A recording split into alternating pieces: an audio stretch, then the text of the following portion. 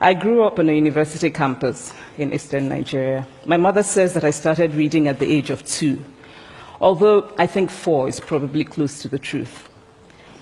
So I was an early reader, and what I read were British and American children's books. I was also an early writer. And when I began to write at about the age of 7, stories in pencil with crayon illustrations that my poor mother was obligated to read, I wrote exactly the kinds of stories I was reading. All my characters were white and blue-eyed.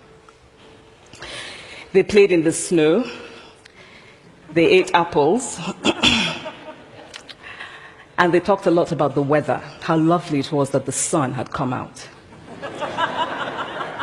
Now, this despite the fact that I lived in Nigeria. I had never been outside Nigeria. We didn't have snow. We ate mangoes. And we never talked about the weather because there was no need to. My characters also drank a lot of ginger beer because the characters in the British books I read drank ginger beer. Never mind that I had no idea what ginger beer was. And for many years afterwards, I would have a desperate desire to taste ginger beer. But that is another story. What this demonstrates, I think, is how impressionable and vulnerable we are in the face of a story, particularly as children. Because all I had read were books in which characters were foreign, I had become convinced that books, by their very nature, had to have foreigners in them and had to be about things with which I could not personally identify. Now, things changed when I discovered African books. There weren't many of them available, and they weren't quite as easy to find as the foreign books, but because of writers like Chinua Achebe and Kamaralaye, I went through a mental shift in my perception of literature. I realized that people like me, girls with skin the color of chocolate, whose kinky hair could not form ponytails, could also exist in literature.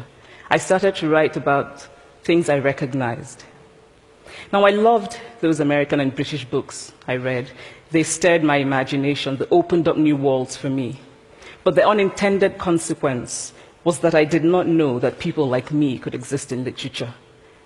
So what the discovery of African writers did for me was this. It saved me from having a single story of what books are.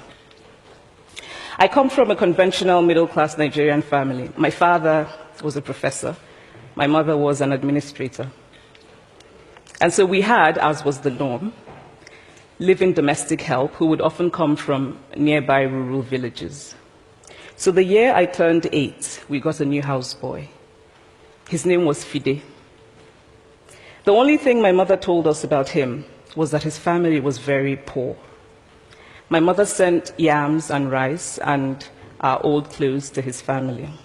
And when I didn't finish my dinner, my mother would say, "Finish your food. Don't you know people like Fide's family have nothing?"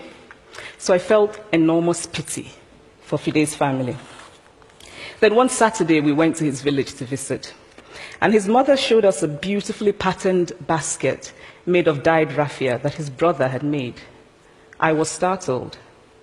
It had not occurred to me that anybody in his family could actually make something. All I had heard about them was how poor they were, so that it had become impossible for me to see them as anything else but poor. Their poverty was my single story of them. Years later, I thought about this when I left Nigeria to go to university in the United States. I was 19. My American roommate was shocked by me. She asked where I had learned to speak English so well and was confused when I said that Nigeria happened to have English as its official language. She asked if she could listen to what she called my tribal music.